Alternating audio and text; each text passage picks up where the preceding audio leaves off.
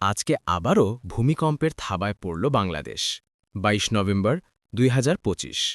নাগেশ্বরীর update news আজকের ভূমিকম্পটি ছিল মৃদু মাত্রার এটি মূলত গতকালের বড় ভূমিকম্পের একটি আফটার শক বা পরকম্প বলে ধারণা করা হচ্ছে সময় সকাল ১০:৩৬ ১২ সেকেন্ড মাত্রা রিক্টার স্কেলে এর মাত্রা ছিল ৩.২ খুবই মৃদু উৎপত্তিস্থল টঙ্গী থেকে ১৮ কিলোমিটার পশ্চিম-উত্তর পশ্চিমে অর্থাৎ সাভারের আশুলিয়া এবং বাইপাইল এলাকা সংলগ্ন অনুভূত এলাকা সাভার আশুলিয়া বাইপাইল এবং ঢাকার কিছু অংশ ক্ষয়ক্ষতি এখন পর্যন্ত আজকের কম্পনে কোনো ক্ষয়ক্ষতির খবর পাওয়া যায়নি তবে মানুষের মধ্যে আতঙ্ক দেখা গেছে গতকালের বড় ভূমিকম্প ২১ নভেম্বর ২০২৫ আজকের এই মৃদু কম্পনের প্রেক্ষাপট মূলত গতকালের শক্তিশালী ভূমিকম্পটি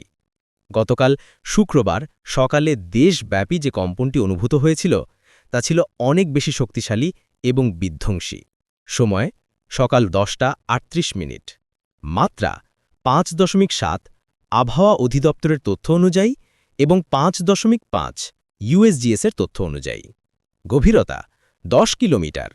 অগভীর হওয়ার কারণে কম্পন বেশি অনুভূত হয়েছে প্রভাবিত এলাকা ঢাকা নারায়ণগঞ্জ চট্টগ্রাম কুমিল্লা সিলেট সহ দেশের অধিকাংশ জেলা এবং ভারতের পশ্চিমবঙ্গ ও উত্তর পূর্ব ভারত ক্ষয়ক্ষতি এবং হতাহত গতকালের তথ্য অনুযায়ী নিহত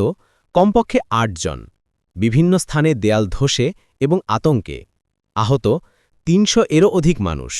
হুড়ুহুড়ি করতে গিয়ে এবং ভবন থেকে নামার সময় ক্ষতিগ্রস্ত ভবন পুরান ঢাকা এবং নরসিংদীতে বেশ কিছু ভবনে ফাটল দেখা দিয়েছে পুরান ঢাকার আরমানিটোলায় ভবনের দেয়াল ধসে পথচারী নিহত হবার ঘটনা ঘটেছে সতর্কতা ও করণীয় যেহেতু পরপর দুদিন কম্পন অনুভূত হল তাই সবাইকে সতর্ক থাকা জরুরি বিশেষজ্ঞদের মতে বড় ভূমিকম্পের পর ছোট ছোট আফটার শক হওয়া স্বাভাবিক ১ আতঙ্কিত হবেন না কম্পন শুরু হলে শান্ত থাকার চেষ্টা করুন ২ নিরাপদ স্থান শক্ত টেবিল বা খাটের নিচে আশ্রয় নিন গ্লাস জানালা বা আলমারি থেকে দূরে থাকুন ৩ সিঁড়ি ব্যবহার নামার সময় লিফট ব্যবহার করবেন না সিঁড়ি ব্যবহার করুন ৪ গ্যাস ও বিদ্যুৎ কম্পন থামলে গ্যাসের চুলা এবং মেইন সুইচ বন্ধ আছে কিনা পরীক্ষা করুন ৫ জরুরি কিট হাতের কাছে